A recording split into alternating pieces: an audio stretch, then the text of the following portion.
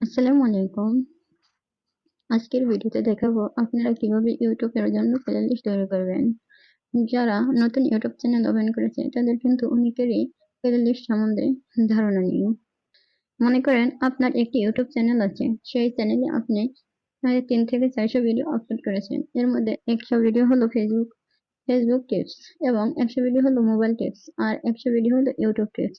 তাহলে আপনি যদি ইউটিউব টিপসের জন্য একটি প্লেলিস্ট তৈরি করেন, তারপর মোবাইল টিপসের জন্য আরেকটি প্লেলিস্ট তৈরি করেন, তারপর ফেসবুক টিপসের জন্য আরেকটি প্লেলিস্ট তৈরি করেন, তাহলে আপনার দর্শক যদি মোবাইল টিপসের ভিডিও দেখে, তখন আপনার ভিডিও যেহেতু সাজানো, সে চাইলে আপনার ওখান থেকে আরো 5-10টা ভিডিও দেখতে পারে। সেক্ষেত্রে আপনার কিন্তু ভিউজ বাড়লো। তাছাড়াও যারা বড় বড় ইউটিউবার তাদের কিন্তু সবারই প্লেলিস্ট আছে।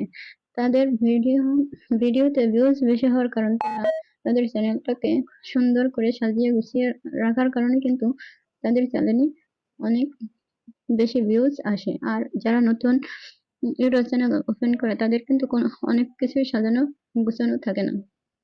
তাহলে আজকের ভিডিওতে আমি আপনাদেরকে একটি প্লেলিস্ট তৈরি করে দেখাবো এবং অন্য ভিডিও কিভাবে প্লেলিস্টে সেট করবেন সবকিছু আজকের ভিডিওতে দেখে। আমি ইউটিউব ওপেন করে নিচ্ছি।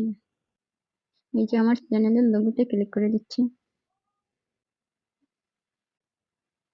যে এখানে ইউর চ্যানেল এটা ক্লিক করে দিচ্ছি। এখন এখানে কিন্তু আমার আগের প্লেলিস্ট তৈরি করে রেখেছি, এটা দেখাচ্ছি আপনাদেরকে। এই কিন্তু আমি এখানে এই 3টা প্লেলিস্ট তৈরি করে রেখেছি। একটার মধ্যে 3টা ভিডিও দিয়েছি, এই আরেকটার মধ্যে এই 9টা ভিডিও দেওয়া আছে, আরেকটা প্লেলিস্টের মধ্যে 5টা ভিডিও দেওয়া আছে। এখন আমি আপনাদেরকে নতুন আরেকটা প্লেলিস্ট তৈরি করে দেখাবো। তার জন্য এই যে ভিডিও আছে, এই ভিডিওর উপরে ক্লিক করে দিচ্ছি। এখন আমি এই ভিডিওটা একটা প্লেলিস্ট তৈরি করব। যে কোনো ভিডিওতেই প্লেলিস্ট তৈরি করা যায়। আমি এই ভিডিওটা কোনো প্লেলিস্টে দেইনি, এই ভিডিওটার জন্য একটা প্লেলিস্ট তৈরি করব। জন্য এই ভিডিওর এই পাশে এই যে 3 ডট, এখানে ক্লিক করে দিলাম। এখানে আছে সেভ টু প্লেলিস্ট, এই সেভ টু প্লেলিস্টের উপর ক্লিক করে দিলাম। আমি নতুন প্লেলিস্ট তৈরি করব, এই নিউ প্লেলিস্টে ক্লিক করে দিলাম। এখন এখানে আমাকে টাইটেল দিতে বলতেছে, এখান থেকে আমি টাইটেল দিয়ে নেব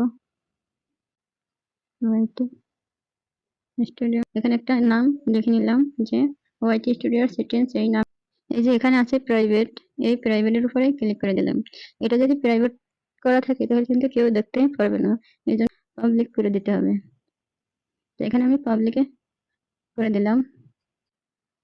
এই যে এই ক্রিয়েটে ক্লিক করলে এখন কিন্তু আমার এখানে একটি প্লেলিস্ট তৈরি হয়ে গেছে। আমি ওয়াইটি স্টুডিও অ্যাপ্লিকেশনটি ওপেন করে নিচ্ছি। আর যেখানে আছে কন্টেন্ট, এখানে ক্লিক করে দিচ্ছি। তারপর এই যে এখানে আছে ভিউ অল, এখানে ক্লিক করে দিচ্ছি। আমার এই চ্যানেলের সবগুলো ভিডিও কিন্তু এখানে দেখা যাচ্ছে। এখন আমার এই যে এই ভিডিওটা কোনো প্লেলিস্টে নাই, এই ভিডিওটা আমি এই যে ওয়াইটি স্টুডিও সেটিং প্লেলিস্টে এই ভিডিওটা দিব। তাই এই ভিডিওটার উপরে ক্লিক করে এই যে এই পেন আইকনে ক্লিক করে দিচ্ছি। এখন এই যে এখানে আছে অ্যাড টু প্লেলিস্ট, এই অ্যাড টু প্লেলিস্টে ক্লিক করে দিচ্ছি। এখন এই যে ওয়াইটি স্টুডিও সেটিংস, এই ভিডিওটা কিন্তু এখানে দিব। তার জন্য এই যে এখানে টিক মার্ক করে দিলাম। তারপর এই নিচে এই যে ডান লেখা আছে, ডানে ক্লিক করে দেব। তারপর এই এখানে থেকে কিন্তু এই শেপে ক্লিক করে দেব। এই যে এই শেপে ক্লিক করে দিলাম। আমি এখন আপনাদেরকে এই ইউটিউব ওপেন করে আবার দেখাবো যে আমার এই ভিডিওটা ওখানে প্লেলিস্টে যোগ হয়েছে কিনা। আমি আবার এই ইউটিউব ওপেন করে নিচ্ছি। এই যে আমার চ্যানেলের লোগোতে ক্লিক করে দিচ্ছি, তো এখানে এই ভিউ চ্যানেলে ক্লিক করে দিচ্ছি। তারপর এই যে প্লেলিস্টে ক্লিক করে দিচ্ছি। এই যে ওয়াইটি স্টুডিও সেটিংস, এই যে এখন কিন্তু এটার মধ্যে দুইটা এই ভিডিও দেখা যাচ্ছে। তাই এটার মধ্যে ক্লিক করলে দেখা যাবে কিন্তু আমার কোন দুইটা ভিডিও এখানে এই প্লে লিস্টের মধ্যে আছে। এই প্লে লিস্টে কিন্তু এই দুইটা ভিডিও এখন দেখা যাচ্ছে। হবে না। আশা করি আপনারা এই ভিডিওটা যদি মনোযোগ সহকারে দেখে থাকেন তাহলে আপনাদের ইউটিউবের জন্য প্লে লিস্ট করতে আর কোনো সমস্যা থাকবে না।